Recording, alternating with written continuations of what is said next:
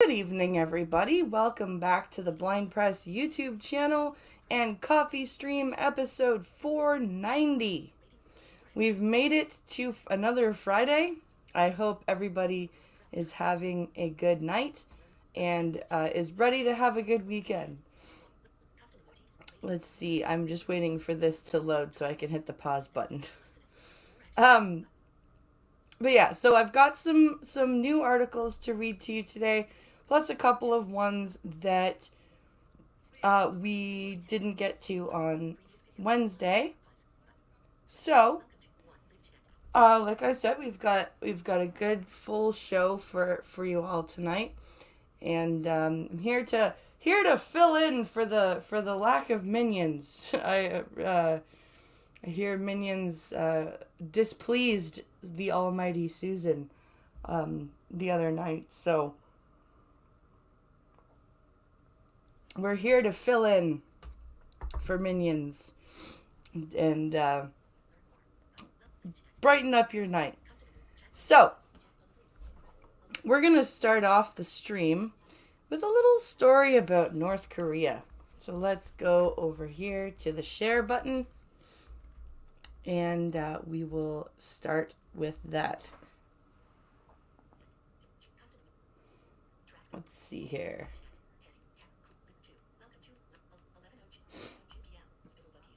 Hello, Spittle Buggies. Hello, Trucking with a Tablet. Welcome. Welcome, both of you. Thank you for joining. All right, let's see here.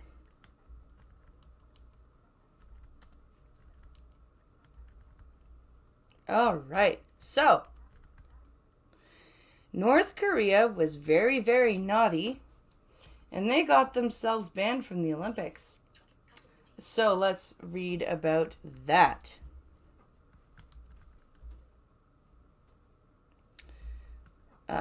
Where is the headline here? Sorry, guys. I'm just trying to find the headline here. There it is. Okay. Banned from the Olympics by the IOC. North Korea puts blame elsewhere. Are we surprised? 'Cause, I'm not. I'm very much not surprised, but hey, it's North Korea. Let's see here.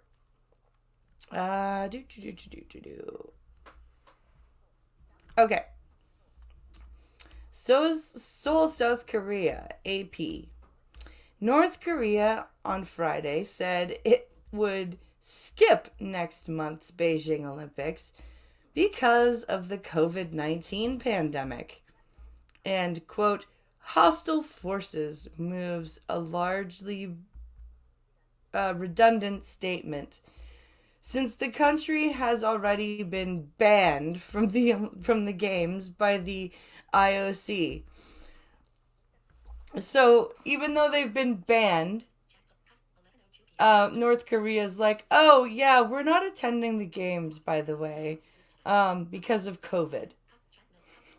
Meanwhile, the rest of the world's like, North Korea, you were already banned.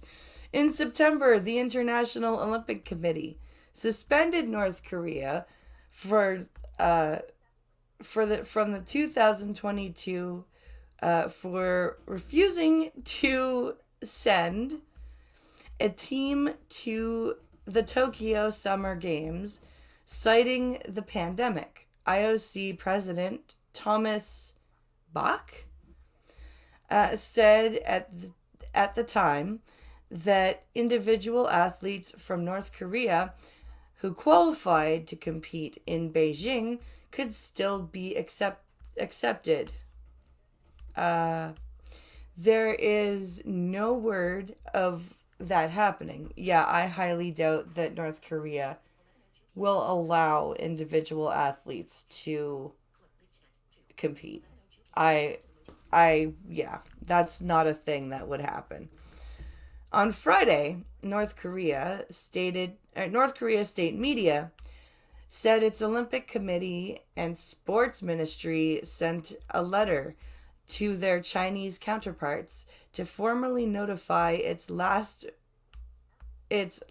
major ally and economic pipeline that it cannot attend the Olympics.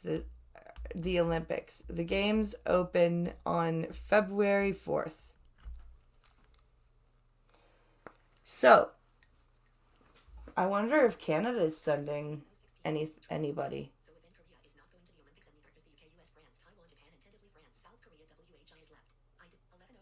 So if North Korea is not going to the Olympics, and neither is the UK, US, France, Taiwan, Japan, South Korea, and maybe Japan, then who is left? I was about to say, I wonder if Canada is going. Quote, we could not take part in the Olympics due to the hostile forces. The hostile forces moves and the worldwide pandemic, the letter said, according to the official Korean Central News Agency. Quote, we would fully support the Chinese comrades in all their work to hold splendid and wonderful Olympic festival. Wow. Hello, Costin. The KCNA dispatch didn't elaborate on what the hostile forces are, but John Song-Jane, analyst at the private Sejong Institute in South Korea, said that it likely referred to the IOC or the US, France, and Britain, which North Korea believes is behind the IOC suspension. I see. It's a plot. It's an elaborate plot against North Korea. Okay, sure. Sure. Whatever you say. Just smile, nod, back away slowly. No sudden movements. Later Friday, the Chinese Foreign Ministry spokesperson Wang Wenbin said Beijing fully understands the North Korean stance. Quote, throughout China's preparations for the Beijing Games, the DPRK has been providing us positive support. The DPRK reaffirmed its support and solidarity with China and in hosting a grand Olympic Games on January 5th, and we appreciate that, Wang said, using the initials for North Korea's official name.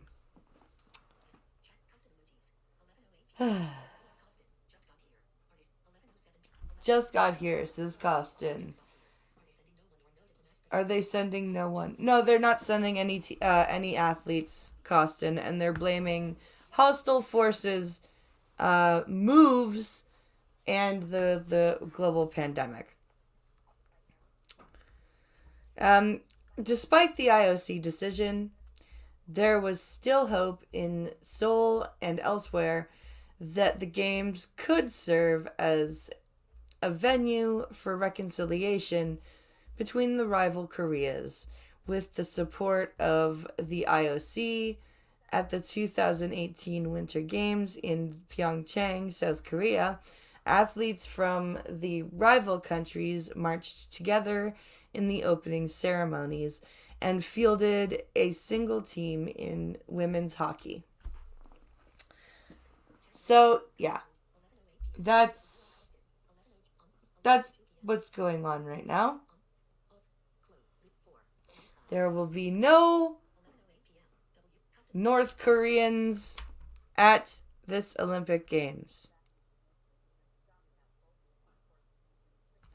So this says, such hopes were set back last week when North Korean leader Kim Jong-un vowed to bolster his armed forces and retain the strict virus restrictions, but didn't disclose any new policies toward Washington and Seoul during a key political conference on Wednesday. North Korea conducted what it called a hypersonic missile test in its first weapons test in 2 months. I remember reading about that. Quote, there is no reason for Kim Jong-un to take part in the Beijing Olympics. Well, he's not going to be taking part in the Olympics and wouldn't be even if Korea sent a team. And South Korea's push for a political declaration to end the Korean War on the occasion of the Olympics has fizzed, Jong said. Yeah, dude, you were never going to be in the Olympics. He must be that crazy. So the North Korean letter also accused the United States and its allies of trying to hamper the success of the games. Because everything is everyone else's fault in North Korea. All right. Moving along.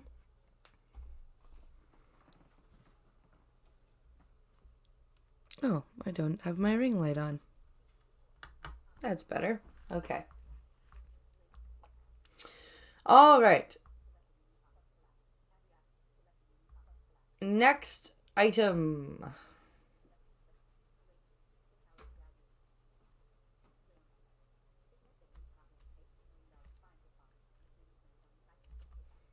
Okay. Ooh, Keurig's in trouble.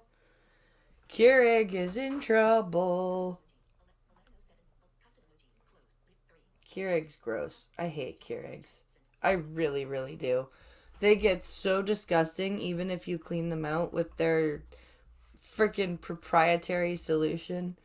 And the cups of coffee they make are tiny, even if you set it on the large setting. And when you set it on the large setting, they're weak as fuck. I hate Keurigs. Anyway, and they're stupid expensive. And the cups are stupid expensive. I don't like Keurig. Okay. Now let's get to that share button.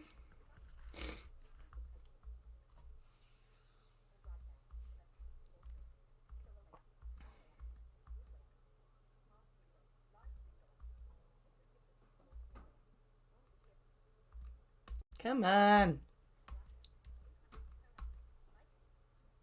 Okay.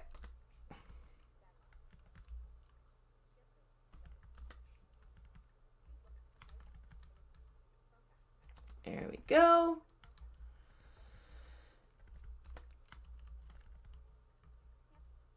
There we go. Okay, so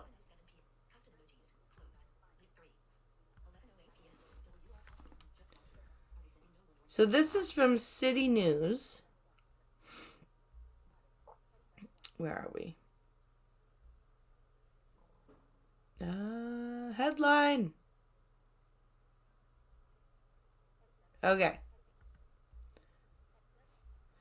So, Keurig to pay $3 million fine for false and misleading claims on recycling of its K-Cups. Is anyone else surprised? Because I'm really not. So Ottawa, the Competition Bureau says that Keurig Canada will pay a $3 million penalty, for making false or misleading claims that its single-use K-Cups pods can be recycled. And this is aggregated from the Canadian Press from January 6th.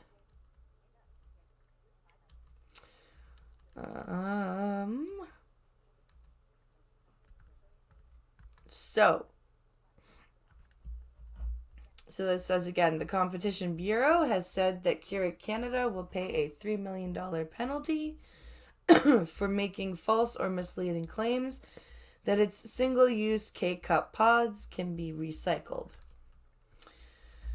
In a statement Thursday, the Bureau says the company voluntarily reached an agreement that will include the fine plus an $800,000 donation to an environmental charity and $85,000 in Competition Bureau expenses for the case.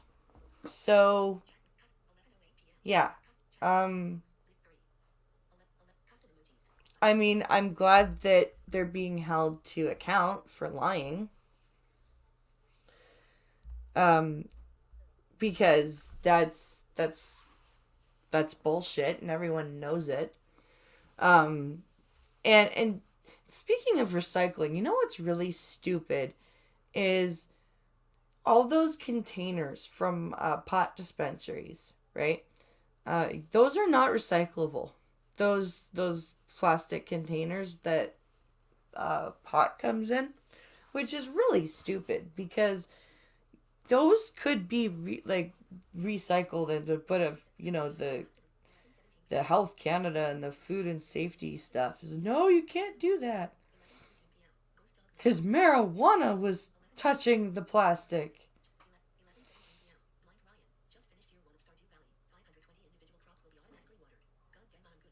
Nice! Way to go, Ryan, and hello, Ghost Dog. So, Keurig reportedly came to an agreement to a settlement, a class action lawsuit in the United States over the same issue last month. Though the details of that settlement are not yet public. The company was investigated by the Competition Bureau for claims its single-use plastic beverage pods could be recycled if consumers peeled off the metallic lid and emptied out any contents, like coffee grounds. Yeah, that's what I was always heard from my friends that used Keurigs. If you take the foil off and empty out the grounds, you can recycle the marijuana. Yes. So the pot dispensaries.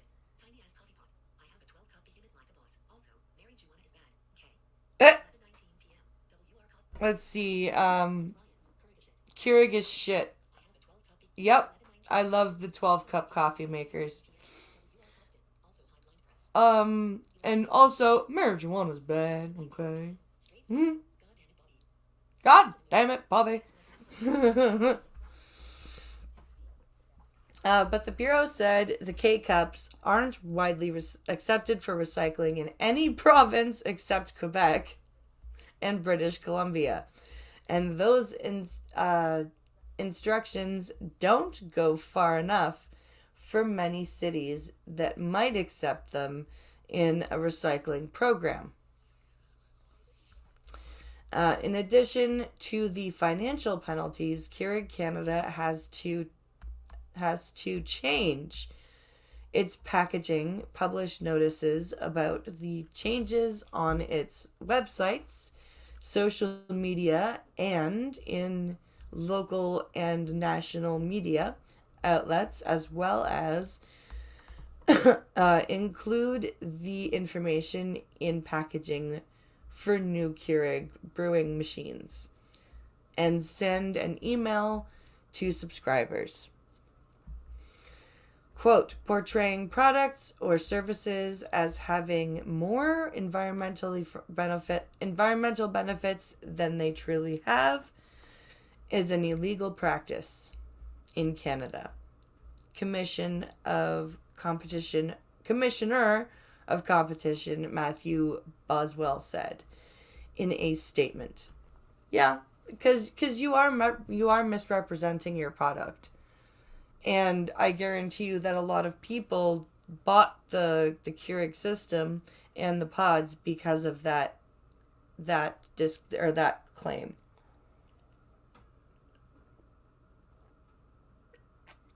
Now, you can buy like a reusable K-cup. And I know people that use them.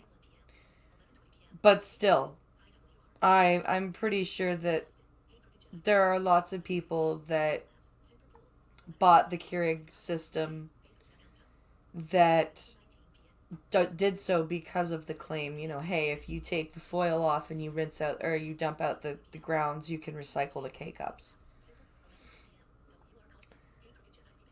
Hey, crooked Jedi female. Oh, that's funny.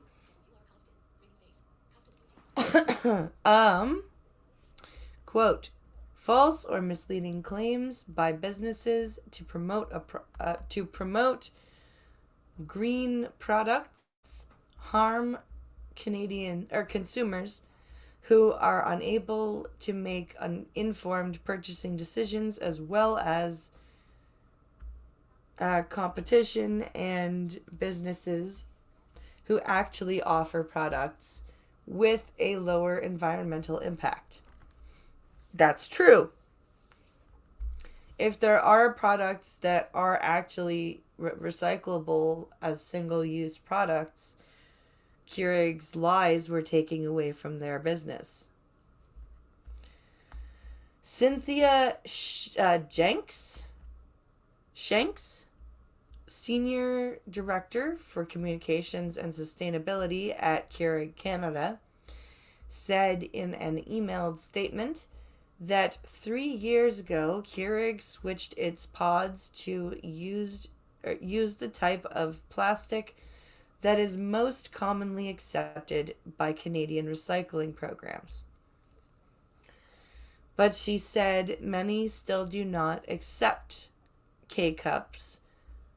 Well, why is that? Why is it that your product, even if you've switched to the plastic that is most widely accepted, is not being accepted?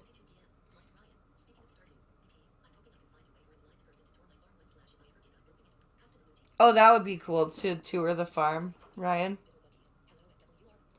That would be awesome.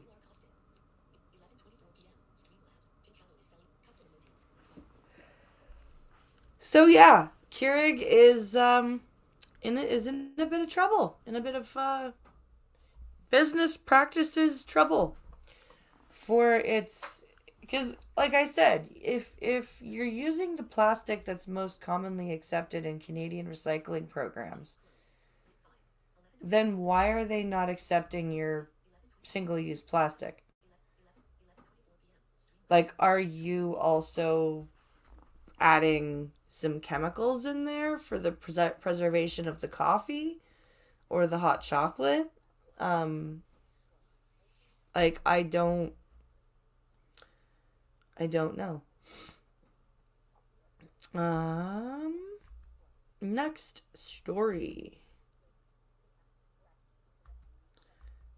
All right. That's the one to add to the coffee shot. Yeah, I have an in-depth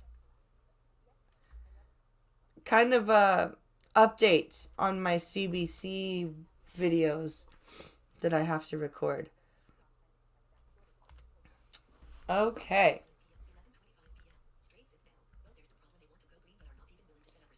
There's the problem. They want to go green, but are not even willing to set up recycling. Good point. properly. Yeah. Yeah, that's a very valid point, straight Sith male. Everyone's all about recycling, but cities cities and counties don't want to properly do it. Same with composting. They don't want to do that properly either. Okay. Do do do do.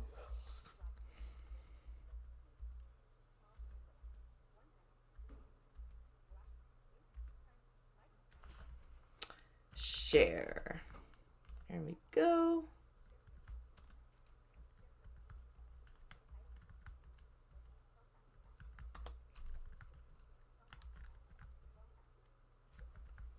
Okay. So this is our next article. And I think I got water in my ear. That fucking sucks. Okay. Sorry about that. Where's that stupid headline? Okay. Essential services across Canada hit by staff shortages due to COVID-19. Is it due to COVID-19 or is it due to governments taking a ginormous step backwards in pandemic management? that is the question of the day. Let's see here. So this is a CBC article posted yesterday, the 6th of January. So, emergency services in many major Canadian cities are facing staffing shortages due to a surge in COVID-19 cases across the country, with police, ambulance, and fire all scrambling to redeploy and bolster their ranks. Again, is it because of the surge in cases? Or is it because of the giant step backwards we've taken? Or is it a bit of both? I'm willing to say it's a bit of both. The highly transmissible Omicron variant is already forcing small and large business across Canada to close their doors as infected or potentially infected employees are forced into isolation. But staff shortages are also becoming an issue for some emergency services. So I know personally at least 3 or 4 people that have COVID right now. And they're still working remotely from home. They're like, this just is it's a cold. It's annoying. I feel it.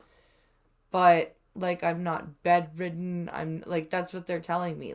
They're like, I'm not bedridden. I'm still capable of focusing on my work. It's granted, it may be that people don't want the shot. Maybe. It's part of that. Because there have been a lot of layoffs and firings because people aren't getting the vaccine. Let's see. For example, many police services across the country are reporting higher levels of their frontline officers away because of illness or isolation caused by COVID-19. Quote, there's a lot of concern and it is having an impact, said Tom Stemedicus, National President of the Canadian Police Association. Not all cities are impacted. Not all cities are impacted. The Vancouver Police Department said Wednesday it doesn't have any current concerns with staffing levels. So, let's see here. Yeah, but it's not as mean as a virus, or as the original virus from a country that shall not be named. Very true. Let's see here. But in Winnipeg, the city police chief announced on Wednesday that he was declaring a state of emergency for the Winnipeg Police Service as it now faces, quote, some real challenges ahead.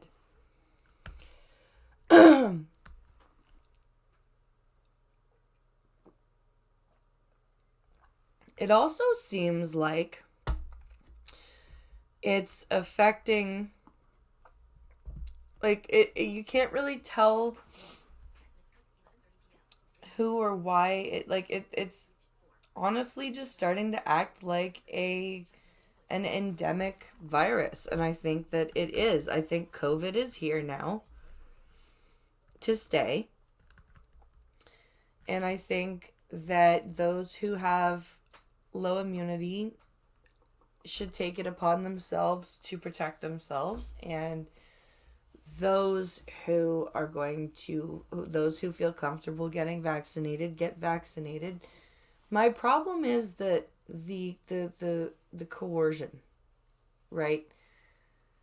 The way that governments are treating this vaccine, they're treating it so differently from all the other vaccine programs that have been established in emergency situations over the past decades. I don't know why this one is so different. Why this one is being treated so forcefully and so coercively. When this virus, as real as it is, has one of the lowest fatality rates for pandemic status that there could be. It doesn't make sense to me. I don't understand. The like, you look back historically at the polio vaccination program, and polio was a big threat, and it killed and paralyzed many children and even adults. Or the smallpox vaccination program, the measles vaccination program, the meningitis vaccination. Like, all of these programs were treated with calmness, like calm urgency is what I like to call it. That calm yet urgent feeling. That's how it was done. This one is just blatant, flagrant panic, and I don't understand it. Quote, the current COVID-19 situation has significantly impacted our staffing resources, Chief Benny Smith said in a statement. Of the roughly 1,900 police service employees, there are currently 90 active COVID-19 cases. Wait, back up here. Out of the 1,900 police service employees, there are 90 active COVID cases, with 170 personnel on COVID-19 related leave, he said. Okay, so let's add that together. We'll add those two numbers together. So 170 plus 90. That's 260 people out of 1,900. Let's do a quick calculation here.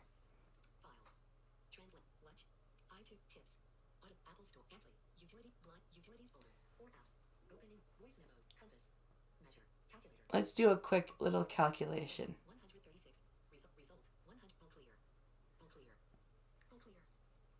So we'll do...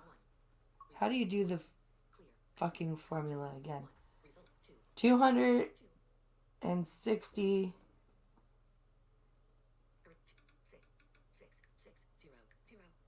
divided by 1900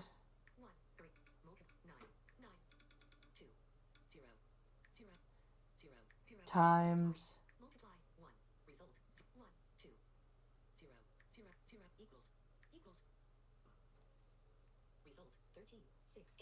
13%. He declared a state of emergency for the police service for 13% leave. Now, I would say that's worth mentioning. In a city like Winnipeg, if you have 13% of your police force on leave, that's definitely worth mentioning. But I don't think I would go as far as to declare a state of emergency at that point. Like, if I had like 25% of my police force on either active COVID cases or like isolation, then I'd be like, okay, I'm kind of shitting myself here. But 13%, I don't know. I don't know. Other cities are also facing shortages among their police staff. In Edmonton, about 8% of police service staff are away because of COVID-19. Why are we making... Okay, again. All right, 8% worth mentioning. That's a pretty significant amount of your police service to be away at one time. State of emergency level? Not so much. Mr. Goatman, hello, sir. And in Calgary, the city's police service currently has the highest number of coronavirus infections among employees since the start of the pandemic, according to Susan Henria, chief of the Calgary Emergency Management Agency, quote, in brackets, SEMA. What's the number, though? To minimize disruptions to emergency services, Calgary police have started to redeploy officers from other areas of the organization to support the frontline workers, who are already stretched thin prior to this wave of COVID-19, she said during a Wednesday morning news conference. What's the percentage? This will impact other services that are provided by Calgary Police, including proactive community policing, youth intervention, and support services, as well as the increased length of investigations for some offenses, she said. What is the number? I love how they won't tell us. Like, they're going to tell us the low numbers that everyone's panicking over, yet when they're mentioning that Calgary has the highest number of current active coronavirus infections among the police service, they won't tell us what that number is. Isn't that interesting? It's like, oh my god! 8% of Edmonton's police and 13% of Winnipeg's police are sick. Holy fuck, state of emergency! Oh, by the way, Calgary has the highest numbers of infected police. And it's going to affect service. But we're redeploying officers. It's fine. But what are the numbers? Shh! It's fine. We have the highest, but that's all you need to know. Okay. Why? Just go with it. Just let it happen. However, Stamaticus of the Canadian Police Association said that so far, despite the police staff shortages, he hasn't yet heard of massive cases of massive cases of infection that have affected deployment.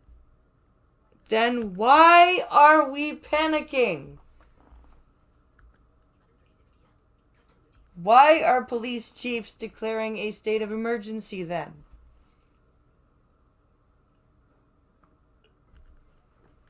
Is it a big bad problem or is it a thing to keep an eye on? Which is it? Why are we flip-flopping in the same goddamn article? I don't get it. It's almost like the media is... You know how, like, people who have anxiety, like I do, will understand this. You know how when you're going through an anxiety attack and it's so freaking just, it just won't stop. And it's bordering on panic attack levels, and it just goes on and on and on and on and on and on. And your body eventually just physically can't do it anymore, and you just kind of pass out. Yeah, that's what it feels like the media is doing with the COVID thing. Like, when you read their articles now, like at the beginning of this thing in 2020 and 2019, it was all frothing at the mouth and throughout the entire article. And now it's like, oh my god! Freak out at the beginning, and at the end it's like and we're gonna, you know, it just peters out. It's like the media itself is experiencing that fatigue of the panic attack. It's like, okay, I can't keep this up anymore. You know, it's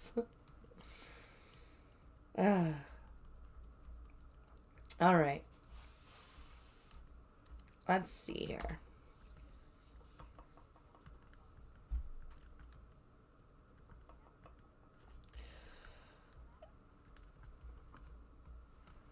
Oh my goodness.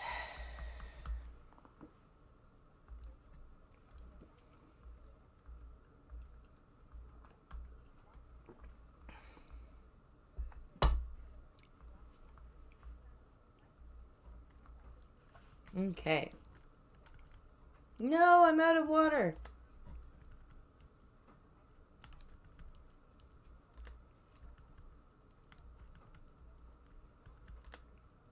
No, don't select that.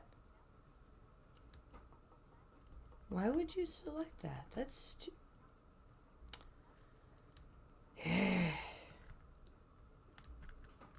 I apologize. I'm wrestling with a stupid computer.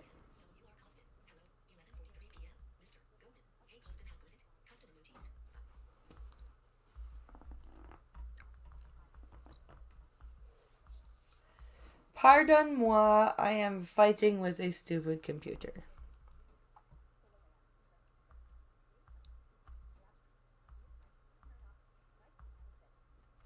Okay, let's try this again.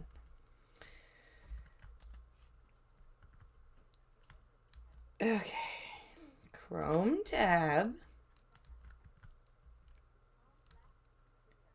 Oh, did I not?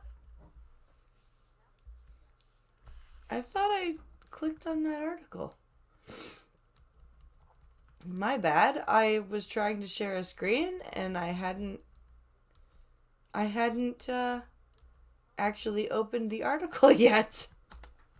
Whoops.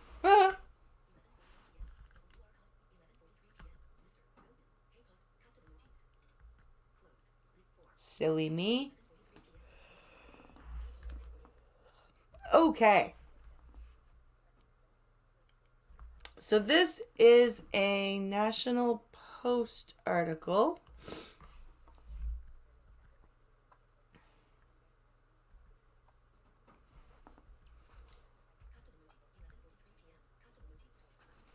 now I can share the screen.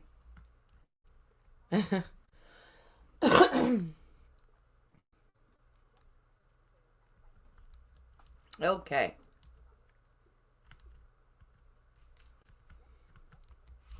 Now we can share this. Okay.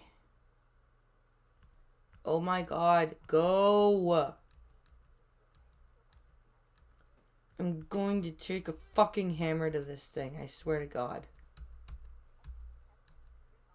Okay.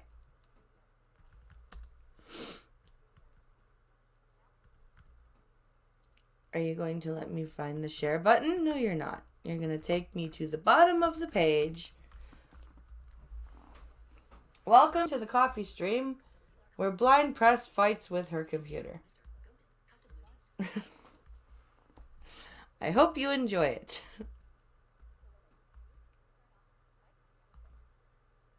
Okay.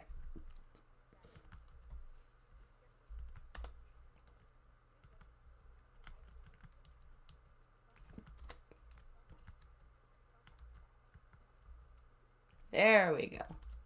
So, as I said, this is from the National Post, and it's an opinion piece.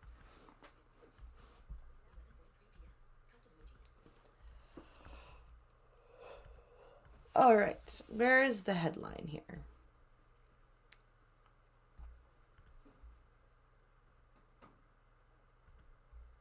Sorry, guys, I'm just trying to find the headline. Come on. So this says Ontario sacrifices schools again for a health system it can barely run in normal times. No lies detected. Okay, let's take a look here. Written by Jesse Klein.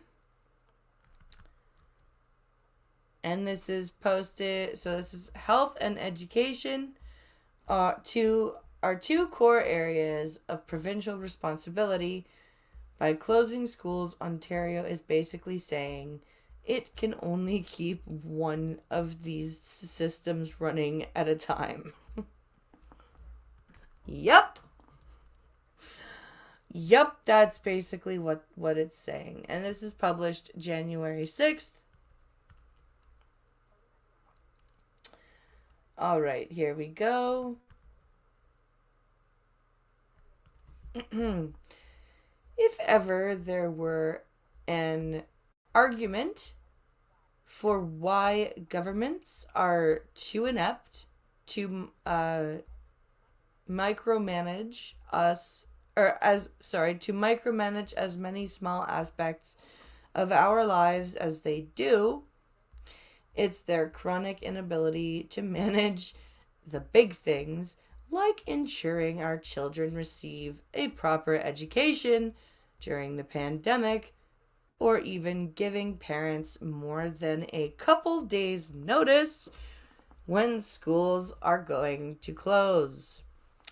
Yeah, like less than 2 days' notice. Literally less than 2 days' notice. I think it was like 36 hours.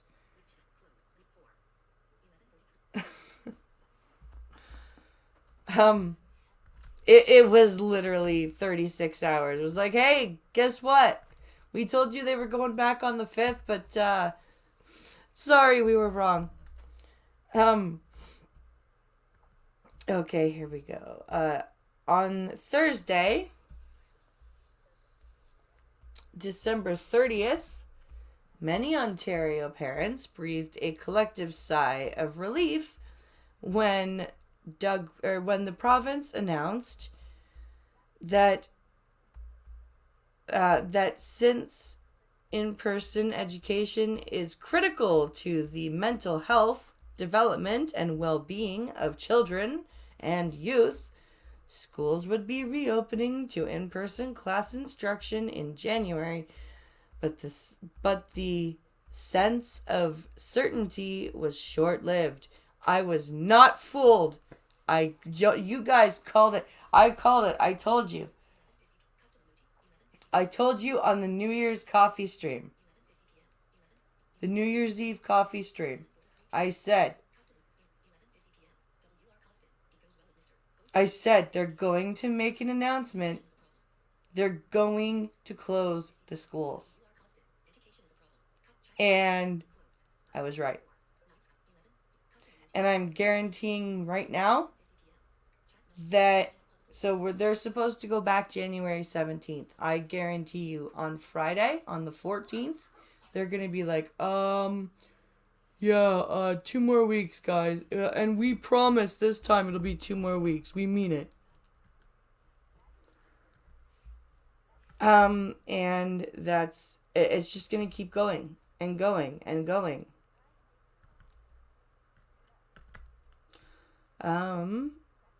Let's see here. By the following Monday, the government did an about-face, announcing that schools would be closed or be going virtual until at least January 17th, leaving parents to scramble to readjust their work schedules or find alternative childcare arrangements. It was almost a mirror of last year, of the situation that occurred last year. Yeah, it was exactly that.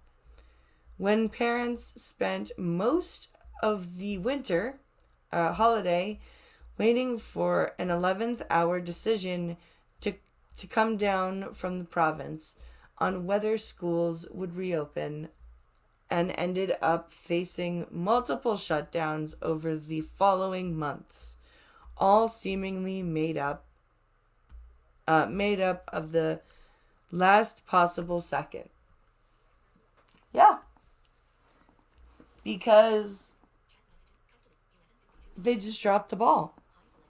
They dropped the ball like all the time. 2 weeks to flatten the curve, 2020. Yep.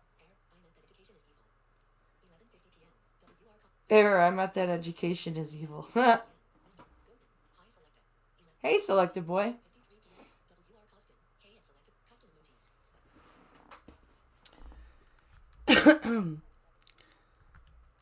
And the oldest, he's not happy that school is closed. Like, he's really sad. He's like, that really hurts my feelings that the government did that. I'm like, I know, buddy. Like, I don't know what to say other than, I know, buddy. Like,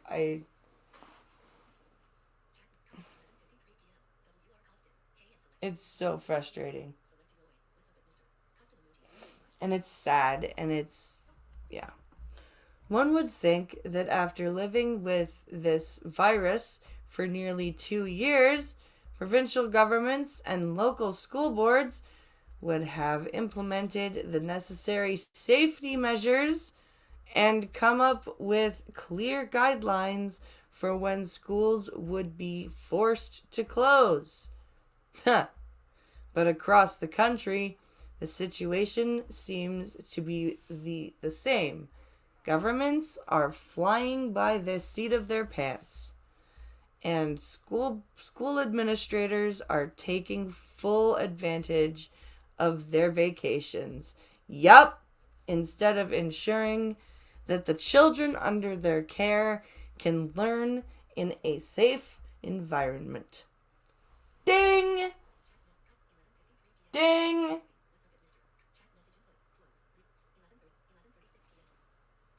No lies detected. And it's so angering. It's so angering. Newfoundland and Quebec have also closed schools to in-person learning, but British Columbia, Alberta, Nova Scotia, and Manitoba, meanwhile, have extended winter break by a week so schools can implement new safety measures which is really just an admission that they didn't take advantage of the past 2 weeks of holidays. Yep. That's exactly what that is. In BC, for example, the province's chief medical officer of health, Dr. Bonnie Henria, announced on December 29th that teachers would return on January 4th, but classes would not resume for another week, so that schools could implement enhanced safety measures. The provincial government said it has invested $320 million since the start of the pandemic to upgrade ventilation systems and purchase portable air filters. But according to BC's Teachers Federation, only half the province's schools have effective HVAC systems. Many classrooms also lack HEPA filters.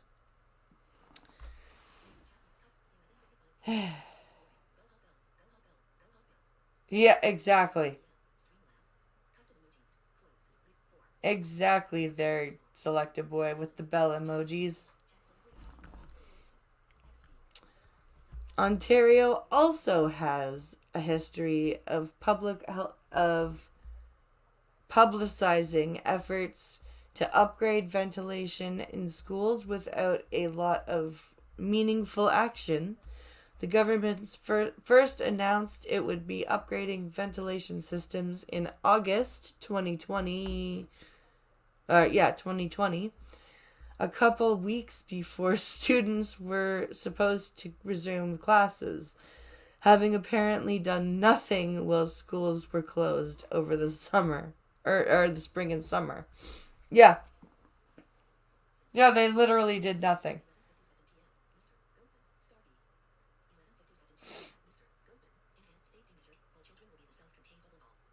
Also, so enhanced safety measures, all children will be in a self-contained bubble ball. Yeah, pretty much. Pretty freaking much. Clearly, it was not enough time to ensure schools were safe because that winter, experts were still calling on the province to improve air quality in schools. In February 2021, Ontario announced it would be investing another $381 million to upgrade ventilation systems and implement other safety measures. Before school started last September, Education Minister Stephen Lecce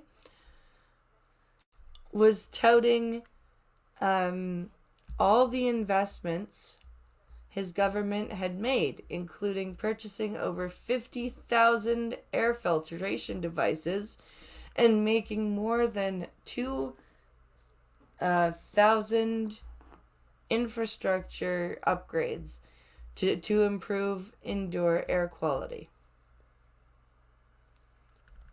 But it apparently wasn't enough, because when the province initially announced it would be delaying the start of school by 2 days on December 30th, part of the rationale was so it could deploy an additional 3,000 air filters and N95 masks for teachers, which begs the question as to why it waited until the end of the Christmas break to distribute equipment that should have been in place months ago, or why it decided it was no longer safe to reopen schools a mere 4 days later. Again, ding! Ding! See so many kids taking off their masks while exiting the school to talk and play. Oh, they get in trouble at my kid's school. Like, if you're a student in that school and you step foot on the property, you need to have a mask on. And there are some teachers that will even come after parents for not having a mask on when they're outside dropping off their kids and picking up their kids. It's fucking insane.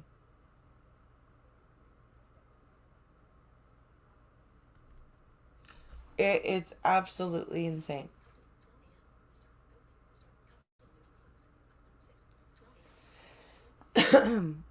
In his press conference on Monday,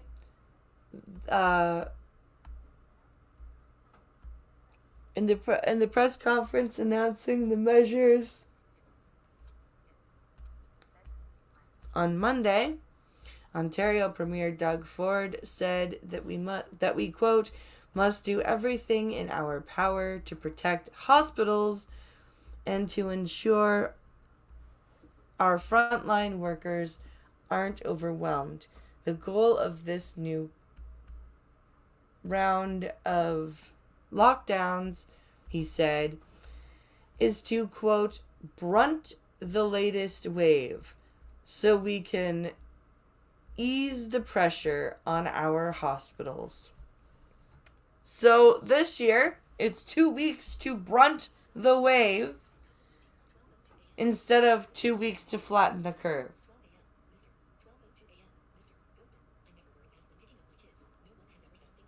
I never wear a mask when picking up my kids. No one has ever said a thing to me.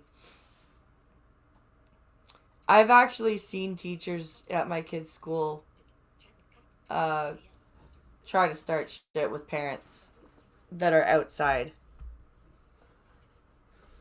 From the start of the pandemic, provincial governments seem to have been singularly focused on one policy goal, protect the healthcare system at all costs. Fair enough. But nearly 2 years into this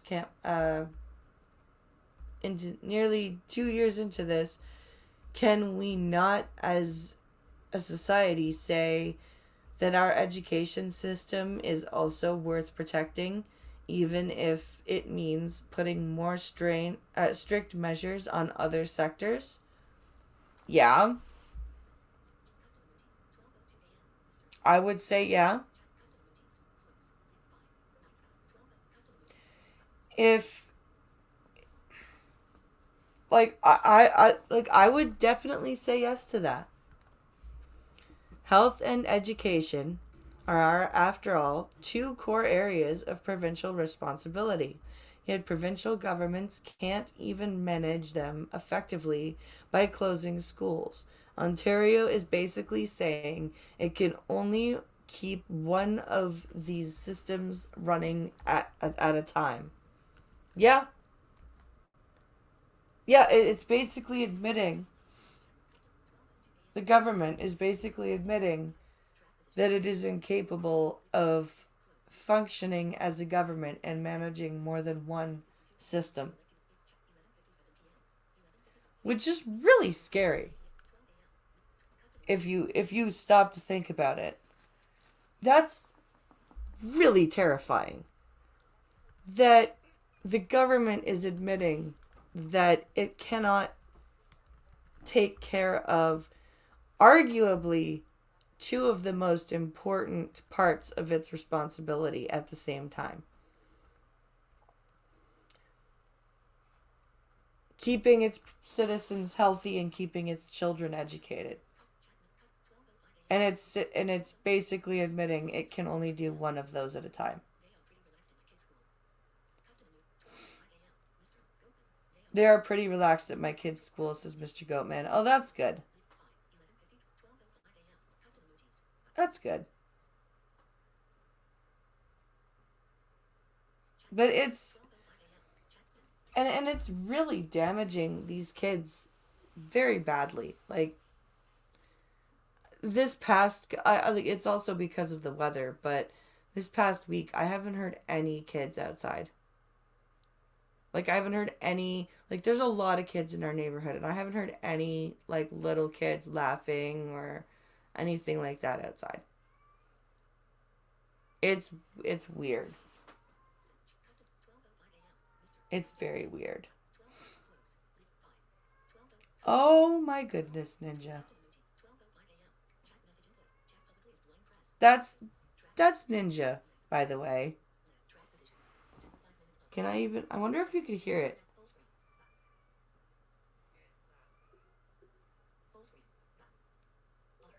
Let's see if I can hear it. I want to see if he comes through on the thing. Oh my god, he does.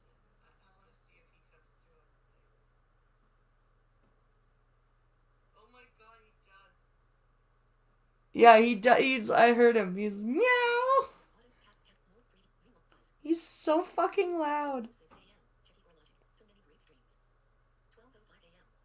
So many great streams. Oh, thanks, Check. Oh, who else is on? Who else is on?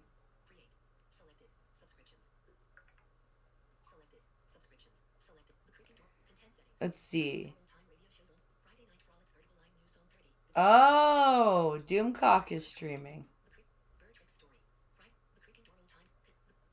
Doomcock. Uh, uh, Nick, Nick Ricada is about to go live.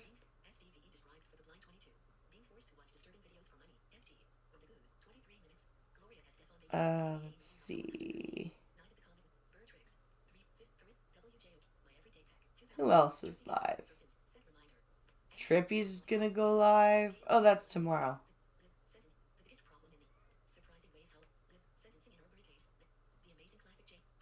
Okay, yeah. There's lots of stuff going on right now.